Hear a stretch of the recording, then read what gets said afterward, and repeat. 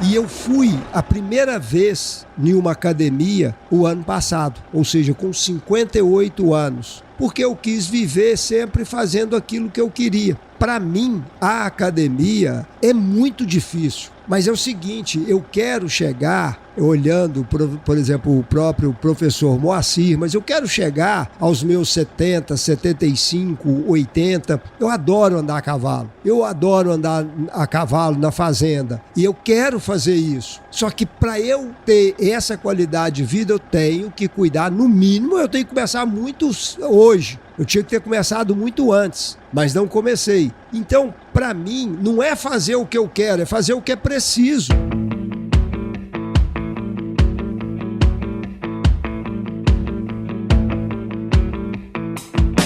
E aí, pessoa! Seja muito bem-vindo, muito bem-vinda ao podcast Raízes do Agro, uma parceria entre o Agro Resenha e o Grupo Piscin, que tem como objetivo perpetuar os valores das famílias no campo e o respeito pela terra. E nesse episódio aqui, estou com a ilustre presença de Mauro Lúcio, que é pecuarista lá no Pará, em Paragominas, e tá com a gente aqui diretamente da AgriShow, pessoalmente aqui. Seu Mauro, muito obrigado por estar aqui com a gente e seja super bem-vindo ao podcast Raiz do Agro, cara. Eu é que agradeço, Paulo. É um prazer enorme estar participando aqui com você. Vim aqui para poder levar uma mensagem boa aos nossos ouvintes, né? E eu fico muito satisfeito. Estou muito grato pelo convite. Exato. E assim, a gente ouve muito, já vi muitas entrevistas, já vi muitos artigos, né, da mudança, da revolução que vocês têm feito lá no Pará, né? Mas conta um pouquinho pra gente começar aqui, um pouco das suas raízes aí no agro. Pois é, eu, na verdade, sou pecuarista, sou filho e neto de pecuarista, né? Eu sempre fiz isso a minha vida inteira, sempre trabalhei com pecuária e eu costumo dizer que se eu nascesse mais 3 vezes, todas 3 eu queria ser pecuarista. Então é uma coisa que eu adoro, tá no meu sangue e eu gosto muito. Fazer pecuária, ela tem mudado ao longo dos anos, porque, na verdade, o mundo muda e a gente precisa também de acompanhar isso, de acompanhar essa evolução. Ou seja, tudo que nós fazemos, né, nós produzimos a carne e nós temos clientes. E se esses clientes eles vão mudando o jeito deles, a maneira com que eles enxergam o produto, nós temos que ir acompanhando e fazendo aquilo de acordo com os nossos clientes vão querendo. Então nós não podemos, tem coisas que mudaram muito, né? E principalmente nos 20, 30 anos, 2 coisas assim que são essenciais. Uma é o cuidado pelo meio ambiente. Então hoje a gente vê, né, a sociedade, as pessoas, elas com um olhar muito mais especial para o meio ambiente. Outra é a maneira com que a sociedade ou que com as pessoas vem mudando o convívio e o tratamento pelos animais. Então, nós precisamos de acompanhar isso e de melhorar, né, os nossos tratamentos, aquilo que a gente faz com os animais, porque os nossos clientes, né, as pessoas que hoje nos compram e futuramente vão continuar e os que vão entrar no mercado, eles estão mudando muito o relacionamento entre pessoas e animais, né? Então a gente tem que tramitar por isso, mostrar, né, que o bem-estar animal faz parte do nosso negócio, né, e que a gente está implementando isso e melhorando isso a cada vez mais, mas que a gente tem que fazer é que cada um de nós, assim como Jesus morreu para nos salvar, cada um de nós temos uma missão aqui. E no caso do boi, né, é viver bem para morrer e alimentar pessoas, né? Então o que a gente tem que olhar não é o porquê da morte, mas sim como vivem. Então essa que é a nossa maior preocupação. Então nós precisamos de dar a cada dia atentos a isso, a esses movimentos, o que o nosso cliente sempre está pensando, a linha de consumo, né? Então eu acho que não é uma coisa específica da pecuária, né? Eu acho que o mundo inteiro está assim, ou seja, todas as atividades elas têm olhado para essas duas coisas. A questão ambiental, então a gente vê hoje, não é só a pecuária, nada. Todas as atividades elas estão preocupadas com duas coisas, ou o processo que ela faz o produto, minimizar impacto, ou um produto que minimize o impacto, né, no meio ambiente, quando ele está sendo utilizado. Então eu acho que isso, nós precisamos de dar foco nisso, nós precisamos estar olhando isso direto. E tem que ser um olhar do produtor, né? Não tem jeito. Mas eu estava vendo aqui, o senhor comprou a fazenda lá no início da década de 90, né? 97. 97, né? Por que o Pará? O senhor é de lá? Como é que é a história? Na verdade, a minha história com o Pará começa bem antes. Em 1975, meu pai comprou a primeira fazenda dele no Pará. Então, o meu pai nunca morou, mas sempre teve negócios lá, desde 1975 ele comprou a primeira propriedade. Eu mudei para o Pará em 1982. Aí eu fui para lá, meu pai me mandou para lá, eu fui sozinho, eu ainda não tinha maioridade, né? Eu tinha 16 para 17 anos, quando eu fui para lá para trabalhar. Foi muito difícil o primeiro momento, os 2 primeiros anos, mas é engraçado que em 1991 eu perdi o meu pai e eu até tentei voltar para Minas, mas não consegui. Então, assim, o Pará é para mim a terra que eu escolhi, o lugar que eu escolhi, e eu gosto muito, estou muito, muito satisfeito lá e acredito muito. E ele tem tido um crescimento muito grande nos últimos anos e para tudo que a gente vê, para tudo que a gente olha, o cenário para o futuro, ele é muito bom no Pará. Agora, cabe a nós, né, paraenses, pessoas que estamos lá, fazer com que esse cenário aconteça da melhor maneira possível. Então, eu acho que isso é a nossa missão, é aquilo que nós devemos trabalhar, devemos fazer, é fazer de maneira correta. Ou seja, tecnologias tem tudo, nós precisamos de usar isso a nosso favor e para cada dia crescer mais. Eu acredito que o Pará tem condição tranquilamente de ser um dos primeiros estados da federação. Legal, muito bom. E como que era a pecuária quando você chegou lá? Na verdade, a pecuária, né, a gente vê até nessas séries, e Yellowstone e coisa, conta muito sobre pecuária. E não só no Brasil, né, e não só na Amazônia, mas quando você pega nos Estados Unidos e tudo, eles foram desbravados pela pecuária, porque a pecuária é uma atividade que o produto consegue andar sobre as próprias patas. Ou seja, quando a gente tem agricultura, a soja, ela demanda de uma certa infraestrutura, principalmente na logística, né? Então ela demanda de fazer isso. E a pecuária, ela consegue, porque o boi consegue andar, né? Então, por exemplo,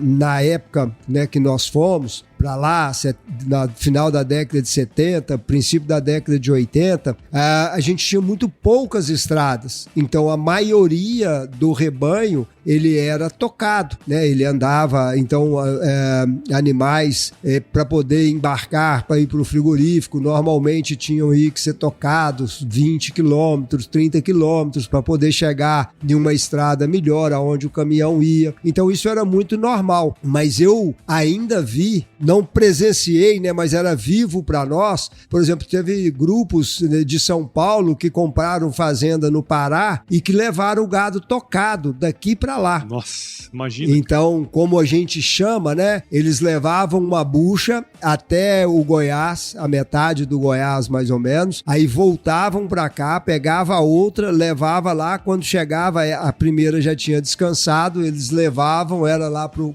Pará. Então, o início foi assim, né? Então, essas coisas, elas aconteceram. E, na verdade, por exemplo, às vezes a gente né, nós ouvimos e escutamos muitas críticas sobre a pecuária, sobre a maneira que está fazendo, ou aquilo que foi feito, né? Então, é fácil a gente criticar olhando com o olhar de hoje aquilo que foi feito no passado, né? Eu acho que um dos maiores desafios que nós, como pecuaristas, tivemos no Pará é que nós estávamos a Amazônia, ela é um bioma completamente diferente, né? Ela tem muita chuva, nível de umidade muito grande e tudo, então, assim, desafio para as gramíneas, né? Quais gramíneas colocar, isso é um desafio muito grande. Maioria das terras, das áreas, na nossa região, por exemplo, de Paragominas, é pobre em fertilidade, ela tem a fertilidade da floresta. Então, logo quando você tira a floresta, as terras são férteis, mas elas degradam numa velocidade muito, muito grande. Então, isso tudo foi desafios que a gente não conhecia, né? A pecuária não conhecia esse modelo. Então, assim, nós tivemos muito erros. Então, para te contar, por exemplo, no início, nós saímos, né? Eu sou de Minas, e teve muita gente da minha região de Minas, norte de Minas, da Bahia, e que eram terras de colonial. Então, nós fomos para Paragominas, o que a gente conhecia era só o colonial. O maior desafio nosso foi que todos nós fomos para lá para crescer, né? Então era muita dificuldade, a dificuldade era grande, mas a vontade de crescer, a vontade de fazer algo era muito maior, né? Então todos nós fomos lá para poder crescer no mínimo em 10 vezes. Ou seja, quem tinha 100 hectares aqui foi para ter 1.000 lá, né? Então quem tinha 1.000, no mínimo ele ia para poder ter 10.000. Então hoje a gente vê que esse crescimento tão rápido, ele é um desafio muito grande para você se organizar e tudo. E aí você crescer nessa velocidade, né, e nessa proporção em uma região que você não conhece nada sobre aquilo, então a chance de ter erros e de erros grandes, ela é muito grande. Então foi isso que aconteceu. Então nós, por exemplo, começamos com a gramínea errada, começamos com colonião, aí o começo, as aberturas maiores do que aquilo que a gente dava conta. Então, por exemplo, nós tivemos problema, a infraestrutura, as cercas e coisas não acompanhava na mesma velocidade, ou seja, um capim, né, que é extremamente exigente em fertilidade e em manejo, nós não podemos dar nenhum dos dois para eles. Ou seja, a parte, né, os coloniões, né, eles começaram a desaparecer. Aí começamos a ter problema. Ali começou o nosso primeiro problema com gramínea. Aí nós fomos para o medícola. Era uma transição muito cara, porque o medícola praticamente não tinha sementes, era de muda. As áreas também, elas tinham muito pau, muito toco, não tínhamos ainda o conhecimento, né, de estoca, da mecanização. Então, aí transferir de capim, né, sair do colonial e entrar para o medícola, foi muito caro isso, porque era de muda, então era muito caro, muito difícil, muito dependioso, precisava de muita gente, né, mão de obra, então foram os desafios. E a partir de meados da década de 80, praticamente 84, aí veio a salvação, que foi o braquiário brisanta, que a gente chama de braquiarão. E ele foi muito bom, e aí acabou, assim, tudo que é bom, né? Até tem em Provérbios, Salomão fala que o mel é muito bom, mas você tem que tomar cuidado para não comer muito, né? Porque e isso aconteceu conosco no braquiarão. Ele foi muito bom e nós começamos a só plantar ele, ou seja, virou uma monocultura. 100% das propriedades eram de braquiarão, não se plantava outro capim, e isso começou a aumentar bastante, ou seja, aquela monocultura aí ela trouxe um problema, que foi um fungo. Aí isso já meados da década de 90, do meados para o final da década de 90.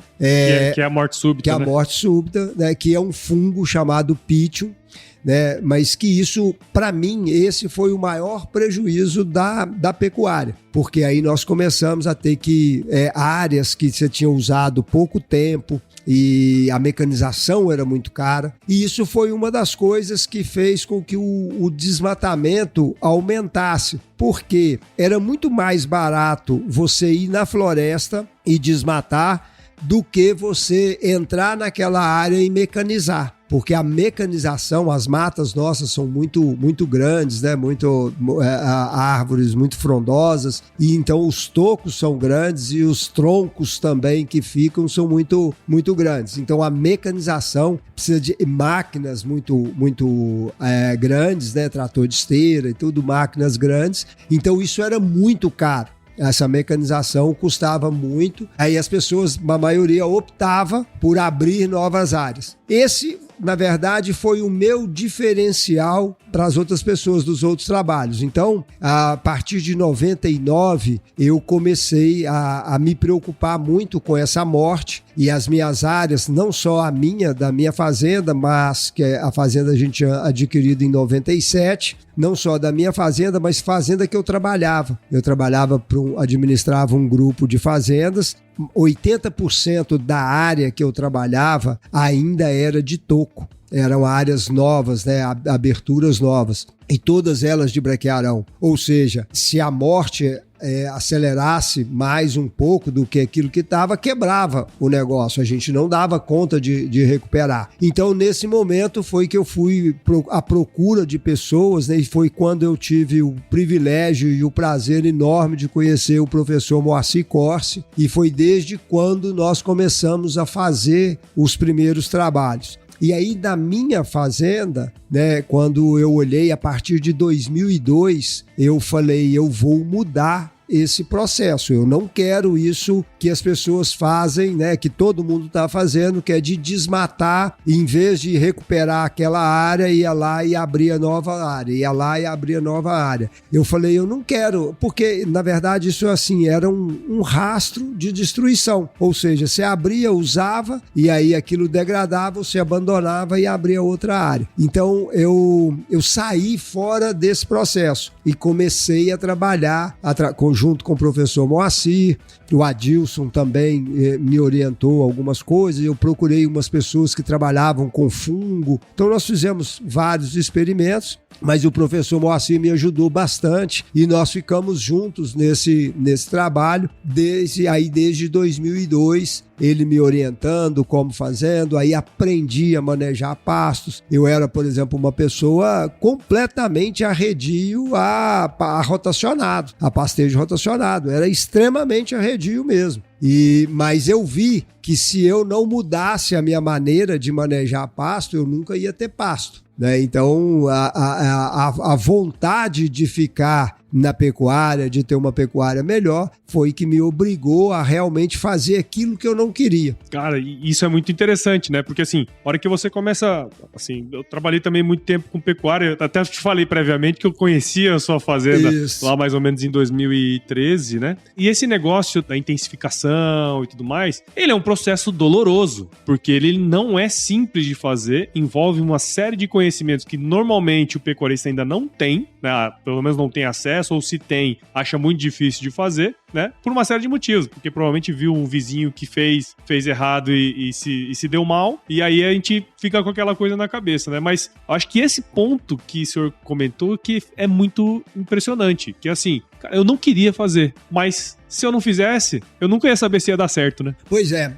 esse é um ponto que aí não é só na pecuária, não é só manejo de pastagens, esse é um ponto que a gente tem que levar para a vida. Ou seja, o dia que eu tive um processo de quebra em 1995, tá? E eu tô te falando que eu comecei a fazer isso em 2002, fazer o que eu não queria, porque até 95 eu fiz da minha vida aquilo que eu queria, ou seja, eu tinha na minha cabeça que liberdade, ser livre é fazer o que você quer, e isso não é, isso é mimo. Quem faz só o que quer é criança mimada, né? Pessoas adultas e pessoas que sabem o que quer, elas têm que fazer fazer é o que é necessário, o que é preciso. Não é fazer o que quer. Então, desde essa quebra que eu tive em 1995, eu falei, olha, até hoje, como eu te disse, eu mudei para lá em 82. Então, de 1982 até 1995, são 13 anos, eu fiz o que eu queria.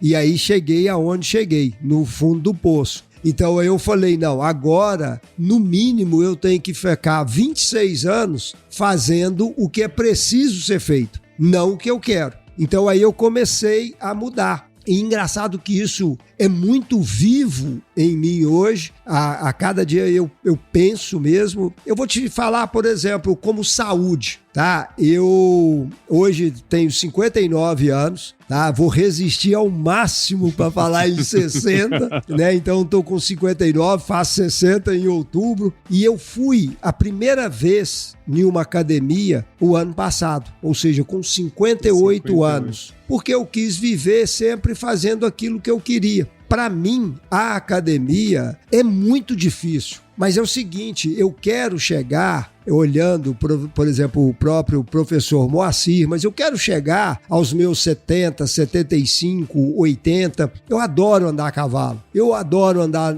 a cavalo na fazenda e eu quero fazer isso. Só que para eu ter essa qualidade de vida, eu tenho que cuidar, no mínimo, eu tenho que começar muito hoje. Eu tinha que ter começado muito antes, mas não comecei. Então, para mim, não é fazer o que eu quero, é fazer o que é preciso. Você entendeu? Então, na Bíblia fala que sábio é o homem que sabe contar os seus dias. Ou seja, a gente sabe que o normal nosso é 75, 85, né? Então, eu já sei isso aí. Agora, o importante é de que maneira que você vai chegar lá, tá? Porque também você chegar com 75, 85, não os outros, podendo todo fazer mundo o que você adora fazer.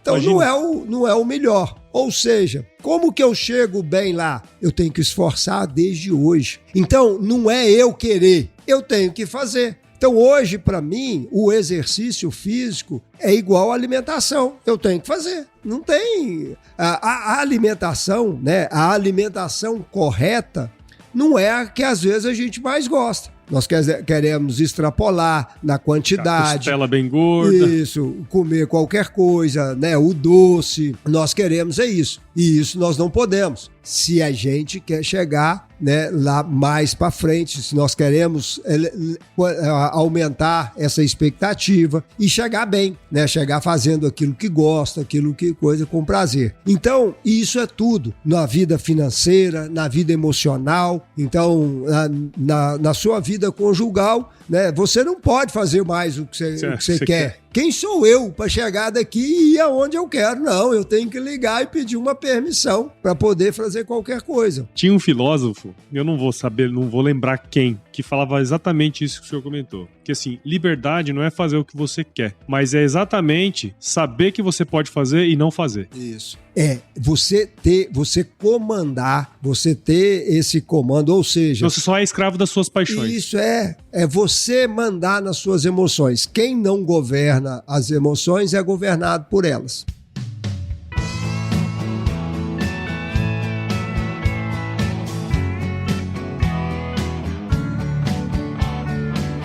O senhor teve todo esse processo, né? Fez tudo que achava que tinha que ser feito, passou por todos os perrengues possíveis e imaginários. Falou, não, agora eu quero fazer o que, apesar de eu não querer fazer isso, eu vou fazer porque é necessário.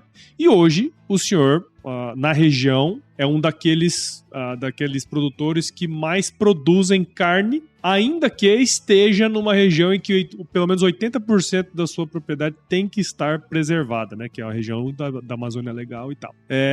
Hoje, assim, toda aquela situação fez com que você tivesse uma pecuária extensiva e hoje você tem uma pecuária extremamente intensiva. Qual que é o segredo, cara? O que vocês fizeram de tão diferente para chamar a atenção dos outros produtores, do Brasil inteiro, assim? Olha, tudo que eu te contei até agora foi história. Então, tem coisas, né? Eu sou uma pessoa extremamente crente em Deus, né? Para mim, só é Ele que é a força maior, que guia, e eu estou aqui para poder executar aquilo que Ele mandar. Normalmente eu fui muito rebelde e fiz coisas, igual estou te falando, até 95, eu era para fazer o que ele mandava e eu não fazia, né? Mas está tudo certo. E aí eu comecei a trabalhar. Em 2007, eu trabalhei 12 anos, 95 eu entrei em um grupo de fazendas e trabalhei até 1997. Aliás, até 2007, 12 anos nessa fazenda. Final de 2007 eu saí dessa fazenda, tá? E aí 2008, eu fui eleito presidente do sindicato dos produtores rurais de Paragominas. Assim que eu fui eleito, aí eu comecei todas as bombas começaram a cair, ou seja, o município entrou na lista dos municípios que mais desmatavam, Operação Arco de Fogo. 2009, o Ministério Público Federal faz um embargo da carne do Pará e tal, por conta de desmatamentos e tal. Então todas essas bombas caíram. Eu falo que é coisa de Deus porque é o seguinte, se eles tivessem me chamado, Mauro, nós temos esse problema aqui, o município está na lista, o Ministério Público embargou a carne do Pará, então nós precisamos que você venha aqui nos ajudar. Eu ia falar, eu não tenho capacidade para isso, eu não conheço disso, eu não dou conta de fazer isso aí. Então, Deus trabalha de uma maneira que Ele me colocou lá e depois jogou os problemas. Então, não tinha para onde fugir, não tinha para onde correr. Você tinha que resolver isso, né? E aí, o que eu quero te dizer é o seguinte... Quando eu fui ao Ministério Público, estava toda a confusão, toda a reclamação. Eu lembro dessa época. Pois é, e eu vi uma audiência pública na Assembleia Legislativa em Belém, foi o dia inteiro, aquela confusão, bate-boca e tal, e não chegou a resultado nenhum, não melhoraram nada e tal. E aí eu consegui uma audiência para poder conversar com os procuradores. Na época eu fui conversar com o doutor Daniel Azeredo, que era ele que estava à frente, né, desse negócio aí da pecuária. E o que eu fiz? Eu contei para ele justamente essa história sobre o capim, sobre as coisas, a história da pecuária. Ou seja, naquela história eu fui um figurante, eu estava lá no meio, tudo acontecendo e eu estava lá no meio. E eu, como figurante, eu vi o que tinha acontecido. Então a única coisa que eu fui lá para ele e contei como que a história havia acontecido. E quando eu contei isso para ele, ele achou interessante, ele viu, porque uma das coisas mais vale a intenção do que a ação. Deus julga pelas nossas intenções, não é pelas nossas ações. Ou seja, o que eu quero te falar, desde quando eu fui para o Pará, levado pelo meu pai, desde quando meu pai foi para lá, e tudo que nós fizemos lá pode ter sido errado, principalmente pelos olhares de hoje. Mas a intenção com que nós fizemos aquilo foi a melhor possível. Era só de fazer o bem, era só de melhorar, era só de evoluir, era gerar riqueza, gerar emprego, a gente crescer, melhorar todos nós, a nossa família e tudo. Então a intenção era melhor. E o doutor Daniel, né, uma pessoa sensata, e ele viu que tudo o que tinha acontecido tinha intenções boas. As ações estavam erradas, mas as intenções eram boas. Então nós começamos a conversar muito sobre isso. E aí o que eu falei para ele? Existe uma saída, é o trabalho que eu faço, eu já trabalho assim desde 2002, porque se o problema foi esse, que eu estou te falando, o problema começou desde a morte do capim e outras coisas também que aconteceram, né?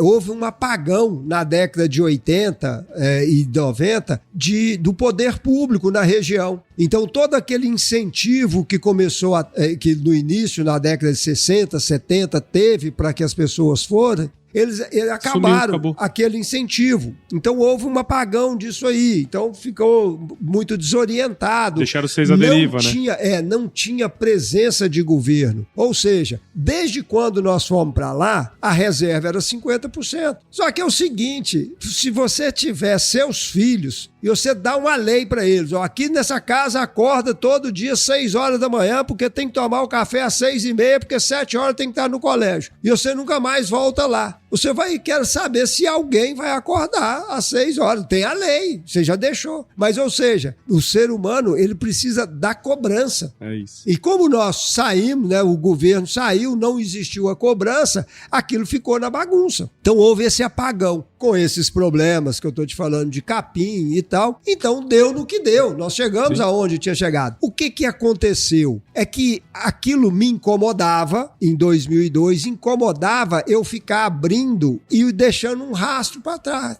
Coisa de Deus, não foi o meu pensamento. Eu não acho que eu não tinha capacidade, inteligência para poder fazer isso. Foi Deus que colocou lá, ó, faça algo diferente. E tudo que Deus põe para poder você fazer é certo, é difícil para poder você fazer, porque te tira da zona do conforto, mas o maior é que, na verdade, quando acontece isso, você está fora da caixa, você não está dentro da caixa. E você ser fora da caixa, você sofre muito, né? Você sofre bullying, né? Hoje, na moda de hoje é bullying. Esse cara louco aí, o que ele tá fazendo aí? Então, desde quando eu comecei a conversar, a mostrar sobre tudo isso que eu estava fazendo, aí tudo aquilo fora da caixa, que eu sofria bullying, né, em 2005, 2006, quando eu estava dividindo fazenda e redividindo, fazendo rotacionado, a maioria das pessoas me chamavam de doido. Foi preciso, em 2009, acontecer essa questão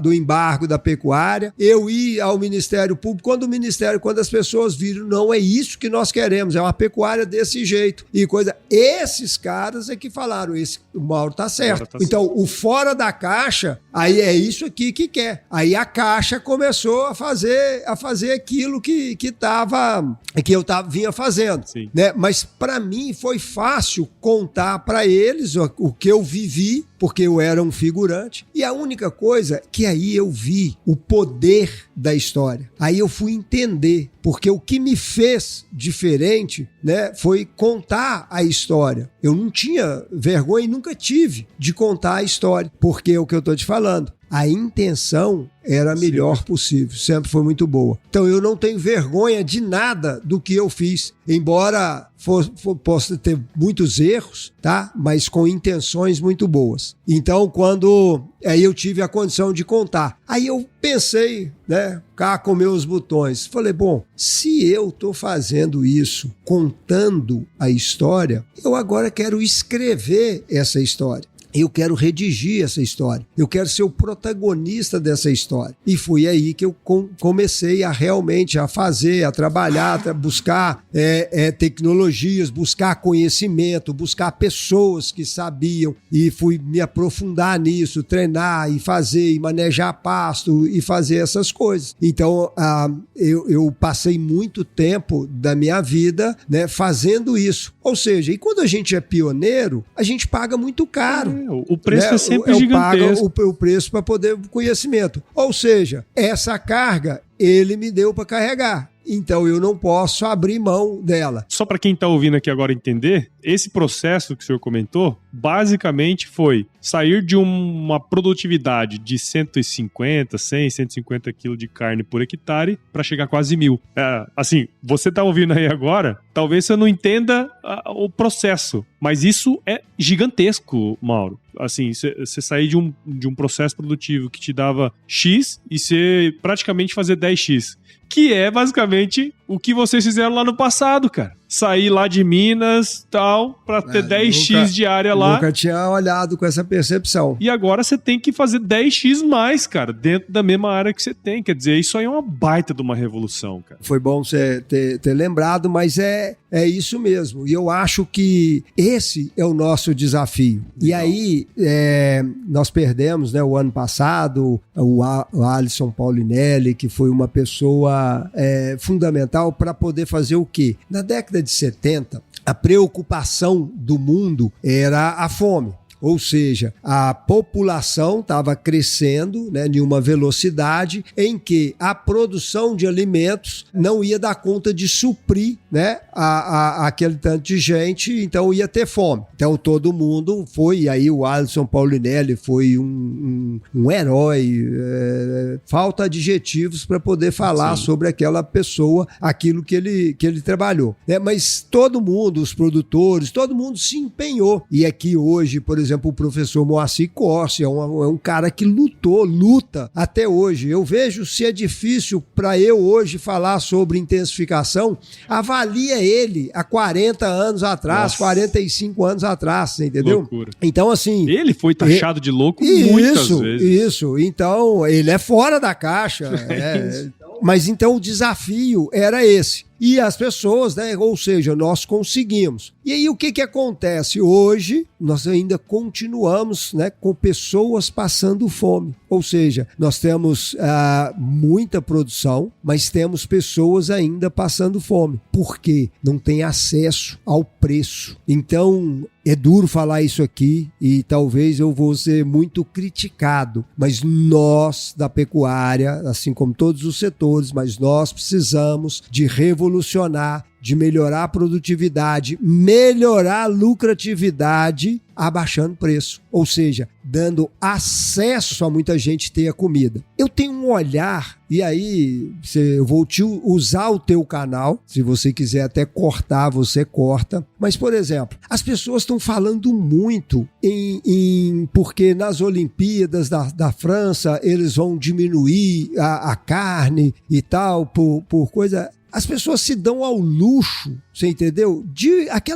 O quanto de dinheiro é aquilo. Para aquelas pessoas comerem até ouro em pó, eles podem colocar, porque eles estão esbanjando. Agora, quantos milhões de pessoas estão doidos para comer carne e não têm acesso a esse produto? Então, eu não queimo minha pestana um minuto se as pessoas da Olimpíada não querem comer carne. A minha preocupação é com tanto de gente que quer comer e não tem acesso. Então, de que maneira que eu vou lá para esses caras? É esses caras que eu tenho que preocupar. Então, assim, eu preciso melhorar a efetividade do meu negócio, eu preciso de crescer, eu preciso de ganhar e fazer com que esses caras sejam meus clientes. Eu preciso de mudar para atender esses caras. Aquele luxo lá, não. Você está achando que ele pode ficar? Agora, eu preciso de criar oportunidade para aqueles que estão loucos para comer um pedaço de carne e não tem condição. Então, a minha preocupação é com esses caras, entendeu? Não é com governos ou pessoas que estão querendo fazer graça. E esse é um grande desafio, né, Mauro? Porque, assim, se a gente olha a teoria econômica, ela fala pra gente assim, ó, quanto mais produto você coloca no mercado, menor o preço, quanto menor o preço, teoricamente, menor a margem. Esse é o que a turma, né, a teoria nos fala. Quer dizer, nós temos essa missão, que é uma missão, né? O produtor rural, ele, sobretudo, é uma pessoa que tem a missão de fazer com que aquele alimento chegue na boca das pessoas, né? Quer dizer, a gente tem que fazer muito com menos para ter ainda lucratividade a ponto de a gente poder alimentar essas pessoas. Como que você enxerga, então, para a gente ir para os finalmente aqui, o futuro do agro, da pecuária? O que você está vendo hoje? Porque, assim, você ter tido essa visão lá no final da década de 90, né, início dos anos 2000, de que, eu preciso fazer um negócio diferente agora para eu alcançar um objetivo, ou pelo menos eu não ir com a maré. Mas o que o senhor está vendo agora que vai te levar para esse objetivo nos próximos anos? Olha, eu tenho o privilégio, eu agradeço a Deus todo dia, o privilégio de ser produtor rural, de ser pecuarista. É um privilégio eu ter essa minha profissão. Só que nós temos que pagar por tudo aquilo que a gente tem, tá? E o meu pagamento, ou seja, quem me colocou nisso, porque eu nasci em uma família que já trabalhava com isso. Então eu tive o privilégio de nascer nisso aqui, de ter isso aqui já. Dado por quem? Por Deus. Foi Ele que me enviou, foi Ele que me colocou nisso. Você entendeu? Então eu preciso de pagar isso a Ele. De que maneira que eu pago a Ele? É eu fazendo bem para os outros. Então eu só acredito tá? Eu vou te falar o seguinte, como que é hoje? A pecuária, ela tem umas coisas diferentes de outras atividades. Ou seja, nós estamos aqui na piscina. Se eu chegar aqui na piscina e for comprar uma máquina, ela vai custar 100 mil reais. Mas se eu chegar pro cara e falar, não, eu vou te comprar, são 10 máquinas, eu vou fazer e tal, eu tenho um poder de compra muito grande, essa máquina eles vão fazer por 90, por 80, pelo volume que eu vou comprar. Assim é a maioria do mercado, todo mercado funciona mais ou menos dessa maneira. Na pecuária é diferente, ou seja, quando você vai comprar de um pecuarista pequeno, o boi, uma carreta de boi, eu só tenho 19 bois, ou até menos do que isso, só tem 10 bois. Aí vale 190 reais arroba, vale 200 reais arroba. Mas eu vou lá fechar com você 5 mil bois. Aí você me paga 220. Ou seja, quando você tem um volume maior, ele vale mais. Ainda é assim hoje, né? Hoje é assim, a vida inteira funcionou assim. Bom, o que eu quero te dizer com isso? Quando a gente vai ver, por exemplo, eu sou de uma época que o telefone, a linha telefônica, eu comprava uma linha telefônica, eu cheguei a pagar, eu nem paguei, eu vendi em 95, né, quando eu passei por a minha dificuldade financeira, eu vendi uma linha telefônica minha de telefone de celular por $1.500. Nossa. A linha, eu vendi a linha por $1.500. Ou seja, linha de telefone você tinha no imposto de renda. Eu paguei aluguel, tá? Depois que eu vendi, que eu fui trabalhar nessa fazenda, nós montamos um escritório em Paragominas, não conseguia linha para poder comprar de telefone, eu pagava um aluguel, né? Um salário por mês pelo aluguel de uma linha telefônica. Nossa. Pagava um salário pelo aluguel, pelo uso da linha. Ou seja, hoje você vai em qualquer boteco, por 10 reais ou menos, você compra um chip, põe lá, é uma linha de telefone. E as companhias de telefone ganham muito mais dinheiro. Ou seja, elas começaram a ganhar muito mais dinheiro. Então, o que o celular, no início, você pagava para ligar, pagava para receber, pagava isso, pagava aquilo, não sei o quê. Hoje, você compra um pacote, ligação liberada, você pode ligar para todos os coisa antigamente, né, de uma operadora para outra. Nossa, você tinha mandar todos mensagem, os custos, né? Hoje não tem mais, e as operadoras ganhando mais dinheiro. O que fez isso? Foi volume, foi crescimento, né? Então você pegar uma clientela muito maior, hoje não tem um cristão no mundo que não tem uma linha de celular. Duas, né? Às vezes duas, Então, é volume. Ou seja, nós precisamos de trabalhar isso aí também. E na pecuária, né, nós precisamos de democratizá-la, ou seja, pegar pequenos produtores e fazer com que eles comecem a melhorar. Então, tem duas coisas.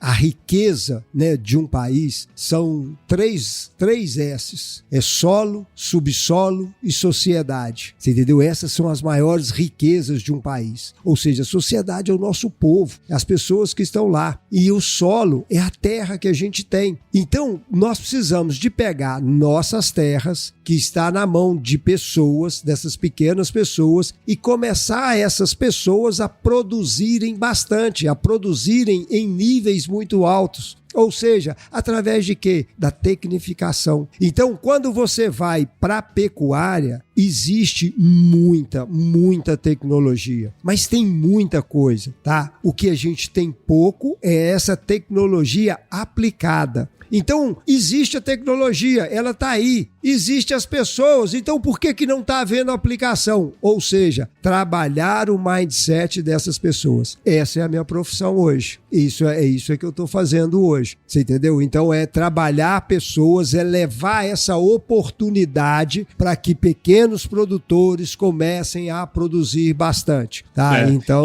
e isso é legal porque isso faz a revolução. Você tem o conhecimento de causa, né? Você viveu Isso. tudo isso, né, cara? Então, a probabilidade das pessoas pararem para te ouvir é muito maior do que se chega eu lá, berolo, querendo falar meia dúzia de borracha. Não, eu vou falar assim, mais uma vez, eu tenho Deus, né? Então, quem me leva a trabalhar, a trilhar esses caminhos é Deus, é Ele que me guia para isso, né? Tenho a missão, o chamado dele para poder fazer isso. E quando é dele, por que eu estou aqui hoje? É porque a gente conecta com pessoas, né, com pessoas do bem, e essas pessoas começam a fazer. Então, assim, foi uma pessoa, a Flávia, que me conectou com você, apesar da gente conhecer, mas a gente não tinha essa conexão. Verdade. Então, vir aqui, aí vamos falar isso para um tanto de pessoas, então isso vai aumentando a nossa conectividade, né? A gente vai espalhando isso aí, mas essa comunicação, ela ajuda muito, ou seja, a gente precisa levar a mensagem, tá? Nós precisamos de levar uma mensagem boa, uma mensagem de fé e uma mensagem de muita esperança. Ou seja, eu tenho certeza que se as pessoas começarem a trabalhar, se as pessoas começarem a fazer, muito menos pessoa vai passar fome no mundo. E aí a gente precisa de deixar de ficar olhar mercadinho e olhar mercadão. Você entendeu? Então, assim, as pessoas estão preocupadas com,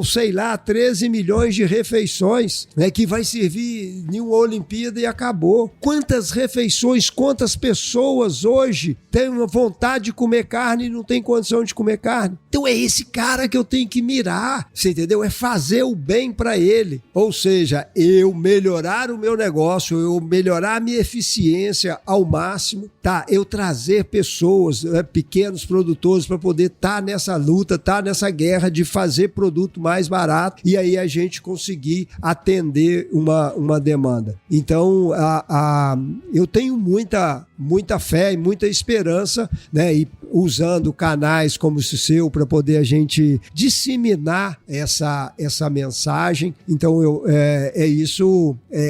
não só o trabalho, mas a gente precisa de disseminar a mensagem. Então, o canal de comunicação, ele é muito interessante. E se a gente olhar isso, foi isso que Jesus fez. Ele pregou a palavra. E ele era um comunicador. E ele sabia aquilo que tinha que ser feito. Com 11 caras. Isso até hoje, 2000 anos depois, nós estamos falando. E com todos os inimigos possíveis. E isso só aumenta, só cresce no mundo. Então eu acho que é isso que a gente precisa de fazer. Nós precisamos, só para terminar, outro dia eu falei sobre riqueza e prosperidade, né? Então a prosperidade é quando você tem de tudo. A riqueza você tem muito de uma coisa só. E a prosperidade é quando você tem de tudo que você precisa, né? Para crescer, para aumentar na vida. Então, hoje, nós precisamos de saber, as pessoas, né? A maioria de nós queremos deixar herança para as pessoas. Mas o mais interessante é você deixar legado. E você sabe o que é a diferença de herança para legado? Herança é o que você deixa para as pessoas. Legado é o que você deixa nas pessoas. Você deixa dentro das pessoas. Então é isso que a gente tem que trabalhar. O legado, ele vale mais, né, do que a herança.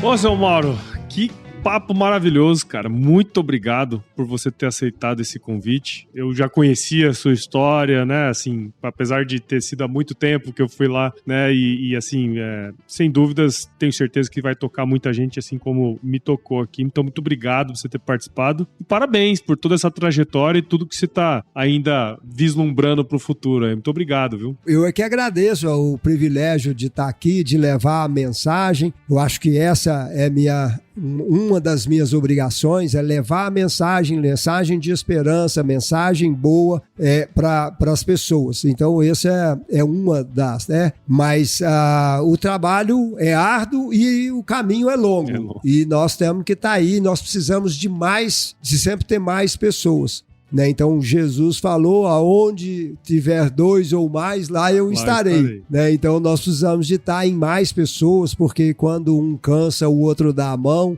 Então é assim. Então eu te agradeço muito, né? O privilégio de estar aqui, de vir bater esse papo e da gente levar isso para muitas pessoas. Exato. Eu espero que essa mensagem vá aos mais longes rincões do nosso país e que vá com uma esperança, né, para todos os produtores, principalmente para os pequenos produtores, que a gente consiga fazer uma transformação na vida deles, através da pecuária. Com certeza. E para quem quiser seguir o seu trabalho, onde que a gente pode te encontrar? No Instagram, @maurolucio.marupiara. Bom demais. Que é o nome da fazenda, você nem falou, né? Fazenda Marupiara, muito legal. E para você que ouviu esse episódio meu com o seu Mauro aqui, tenho certeza que você viu o valor em toda essa conversa, então considere compartilhar esse episódio com alguém que vai se beneficiar desse conteúdo. O Raízes do Agro, ele cresce na medida que você participa junto com a gente desse processo, então acesse o Raízes em qualquer agregador de podcast e também acompanhe os episódios aqui no Agro Resenha Podcast. Siga o Grupo Piscin nas redes sociais, basta procurar por @Grupo Piscin no Instagram, Facebook, LinkedIn e YouTube, e visite o site do Grupo Piscin, o www.piscin.com.br. Dê uma olhadinha no blog que eles mantêm lá no site e entre em contato para saber mais sobre as soluções e tecnologias voltadas para o campo. Seu Mauro, obrigado de novo. Eu sempre finalizo as minhas entrevistas com uma frase, que é o seguinte: se chover não precisa molhar a horta não, viu? É verdade. Obrigado, viu? Mas vamos cuidar da horta, né? É isso aí. Obrigado.